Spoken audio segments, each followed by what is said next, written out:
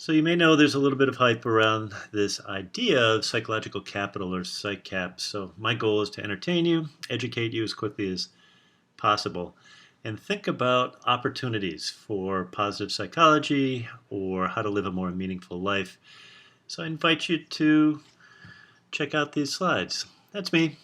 Here we go. Cool new science. So what are we talking about? The history of psychology can be thought of as two different conversations. One explored questions like, how do we explain mental illness? Things on the left side. How do we understand human behavior after the world wars? And arguably, we've done a pretty masterful job of diagnosing and treating ailments like anxiety or depression, and we use medications and cognitive behavioral therapy, CBT. But then what happened? Somewhere around 1998, a bunch of people looked at the published research papers and they said, why is this 5-to-1 ratio exist? 80% of the published papers focused on mental illness, the stuff on the left. How can we have a more balanced conversation? The stuff on the right. So conversations began about mental health. What are the conditions that foster flourishing and human potential? What makes life meaningful or worth living? Questions that philosophers and religious scholars have asked for a long time.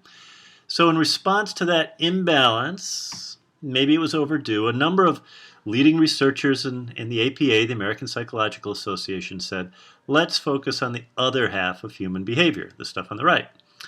Led by Martin Seligman and Ed Diener, Mihaly Csikszentmihalyi, and others, they said, let's take a more balanced view of things. And the result of that research by many is clustered around 5 categories or themes. So here we go. One reference, by the way, is Seligman's book in 2011, Flourish, a visionary new understanding of happiness and well-being.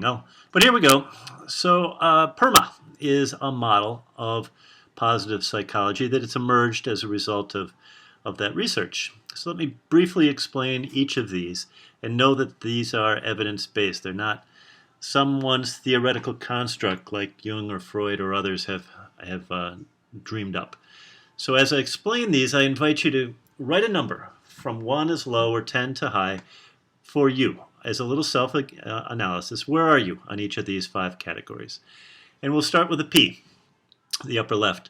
P stands for positive emotions, and notice that this red slice of the model is set aside from the other 4 categories because it's a little more subjective than the others. And ask yourself, how happy are you with this product or service? It's what Kirkpatrick and others call level 1, customer satisfaction surveys, smiley faces when you leave the restaurant or that Yelp review. Positive emotions vary throughout the day. They lead to subjective well-being, and they also vary throughout our lives. And the realization is, let's get beyond those smiley faces. Let's look at what else makes for a meaningful life, which leads to the letter E. E stands for engagement or flow, and this is based on a lifetime of research from Csikszentmihalyi and others who looked at the balance between skill or ability and challenge, the X and Y axis. They applied this to individual and organizational levels. For instance, if you're spending hours playing your guitar or hitting golf balls and you don't realize that time has passed, you're fully engaged. That's a state of flow, F-L-O-W. And there's a direct relationship between skill, when you're good at something, and challenge, when it's easy for you to feel engaged or successful. And we tend to choose activities that increase engagement. Think about your hobbies. And we tend to repeat those activities, right? So let's be mindful of E. How do we increase workplace engagement? Aha, great question. I'll get to it in 3 slides. So what does the R stand for? By the way, before I move on, are you scoring yourself? 1 is low, 10 is high. R. The R stands for relationships. How many people can you call at 2 in the morning to ask for help? Those people are your inner circle, and the quality and quantity of relationships defines our degree of positive psychology. Recent research in social isolation affirms this. We look at baby boomers, millennials, everybody who's consumed by multi-level player games like Halo. So back to my question. How many people could you call at 2 in the morning? And I'd invite you to have at least 6 people in your inner circle.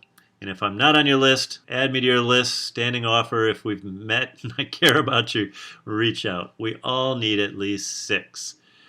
How do you develop those? Well, that's the nature of our work together. So M, the M stands for meaning or purpose. What do you stand for? So here's a quick story. One of my good friends is the head of an upper school, is terrified by the upcoming presidential elections. This happens to be May of 2016. So after 20 years as an administrator, he's quitting his job in 2 months.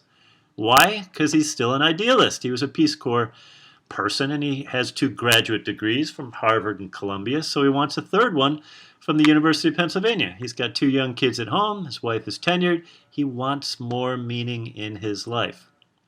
So he's going to campaign. His purpose, when he gets out of bed every morning, is to ask himself, what will make today more meaningful? Or who am I excited about helping today? Then he goes and gets his coffee and moves on. Your answer to that question is critical. If you don't have a high degree of meaning, you need a bigger meaning. You need a bigger flag or a bigger flagpole or both. My purpose, for instance, is to give business leaders the tools they need to incorporate positive psychology into everyday lives. Let's incorporate it into performance outcomes, employee reviews, succession planning. I'll show you why in a few moments. So there's an example. A. A stands for achievement. We use apps now and digital tracking devices to track our steps and our calories with Fitbit, or our daily goals with apps like Productive. We meet with a financial advisor to track our investments and our net worth annually. And then what? Well, we accomplish financial goals for retirement or college tuition or that trip to Hawaii or whatever's on your list. Achievement. Before we go on, I strongly encourage you to look at the self-assessment numbers you just wrote down for each category. 1 was low, 10 was high. And anything less than 7 out of 10 is a call to action. Contact me for next steps. Hire a talented coach who guarantees results. We all can develop our positive psychology. That's what's exciting to me about this research. This one from Libormisky, The How of Happiness, a practical guide. Let's imagine that you're frustrated and you don't think you can live a more happy life. This is a deceptively short slide. Well, genetics will define 50% of what determines happiness. And I was taught in graduate school in Dartmouth in the 90s that, there's this environmental 50-50 nature-nurture balance. In response, I was kind of depressed about it. I thought, well, I don't really want to research psychology if it's all about mental illness or anxiety or depression. Why? Because those topics made me unhappy. So instead, I spent the next 25 years in applied psychology. I was a teacher, a consultant, an executive coach, and I helped people control their actions and their thoughts, that red slice of the pie. So that they could attain whatever professional or personal goals they desired. I knew this to be true intuitively. And it might be larger or smaller than 40%, but let's look at that 40%. I didn't know that the growing body of research in positive psychology was emerging. Thankfully, I resumed my research as a doctoral student in 2015. What a delightful thing. Now I could see that the conditions for happiness were affected by things I've been doing for 25 years, helping people live a better life, controlling their actions, controlling their thoughts. So the science caught up with my applied experiences and my wisdom that I learned from other people. Well, your story might be very similar. This slide underlines the reason why the most popular course taught at Harvard is on happiness. So think of this red slice of pie as a set point, S-E-T, point. For happiness, we have the capacity to determine the conditions for up to, let's say, 40% of our happiness. This is the stuff we can manage. Our reactions to that difficult person in that last meeting.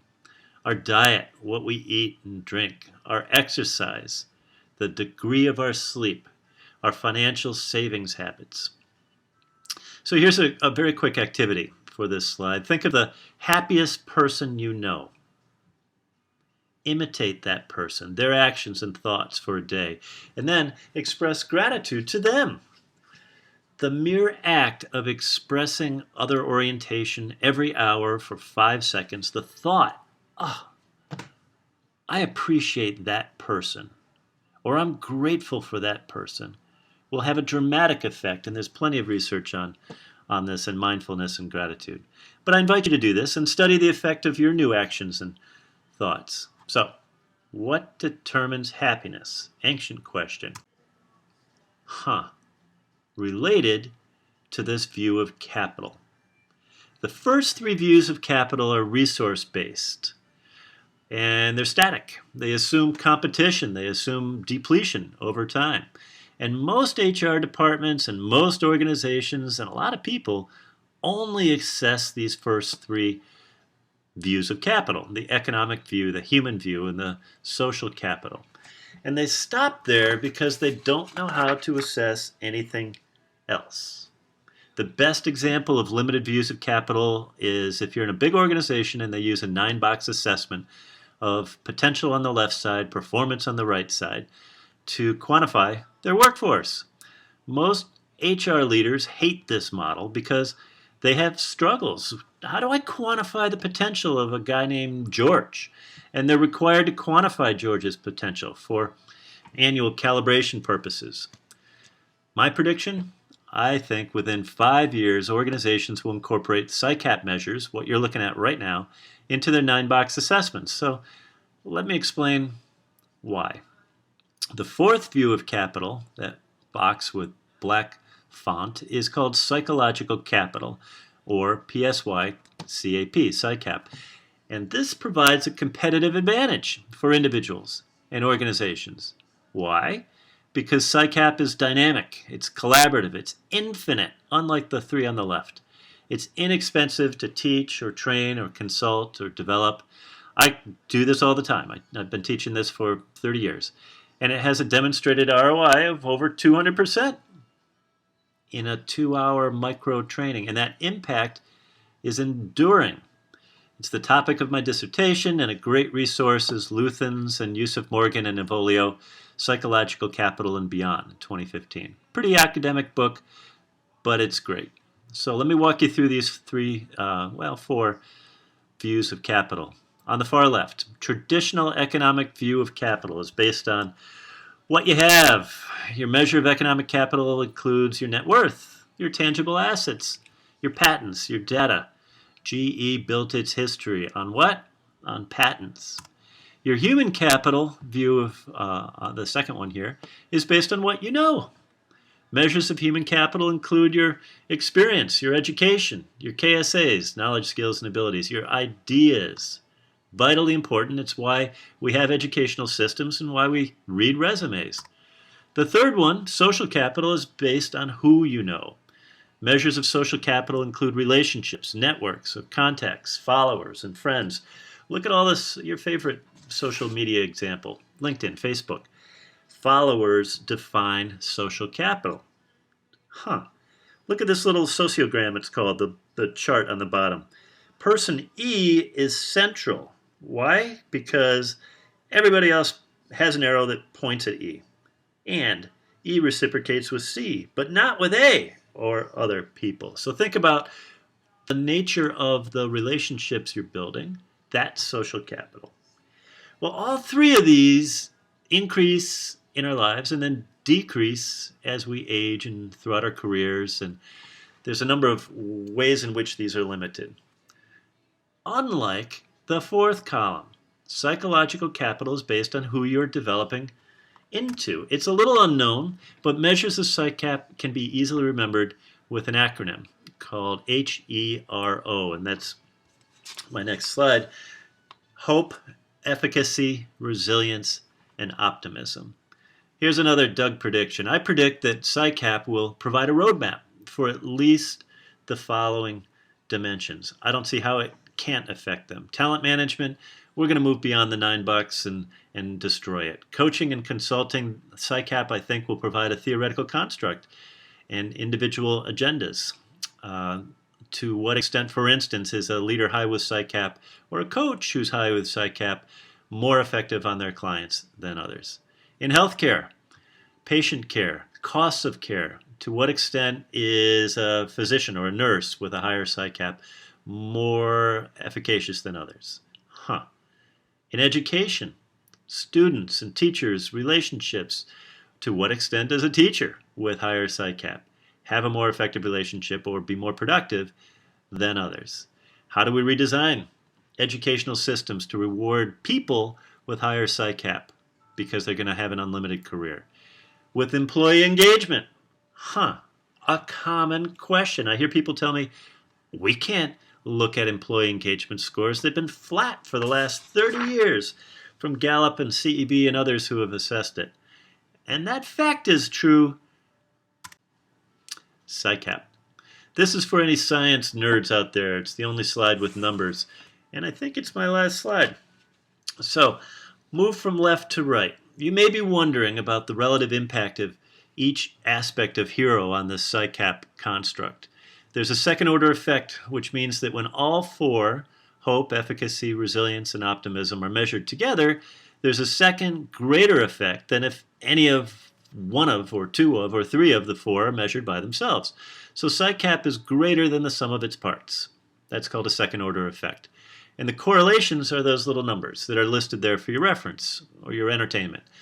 In order, these four aspects could be called ORHE, but that would be really odd. So HERO, H-E-R-O, is easier to remember.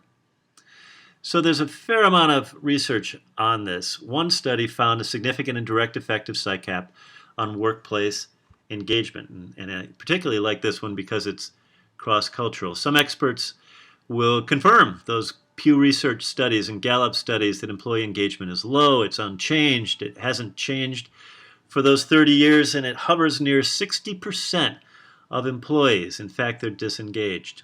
Look to the left, look to the right. Think about the people in the elevator or in your cubicles. 60% of them are disengaged. So, want to know how to increase employee engagement scores? Well, if your organization pays for HCAP scores, for instance, in healthcare, you definitely want higher engagement scores. What if HERO explained 71% of the variance of workforce engagement? And it's free, dynamic, easy to teach, can be assessed, can be developed. Do you want to know how to develop and retain your desired employees? Of course you do. You don't want everybody, but you do want your desired employees. Well, PsyCap and workplace engagement explains 63% of the variance in job satisfaction. What about organizational commitment? 70%. This is a 2015 study by Paik and Schukert, Kim, and Lee. The point: PsyCap is dynamic. It can be used when you intentionally develop hope, efficacy, resilience, and optimism to not only increase workplace engagement, but to predict, in my opinion, who's more likely to stick around and who do you want to stick around. Think of the consequences of that as a leader or a manager in your team. Lots of pen. So, next steps, give me a call. Obviously, I'm not a scary guy. There's lots of complimentary, confidential information. You can click on this website. You can assess your PsyCap. You can develop your PsyCap. It's not a scary topic, and it's exciting. Give me a call. I'm Doug Gray. Glad to chat. Thanks for your attention.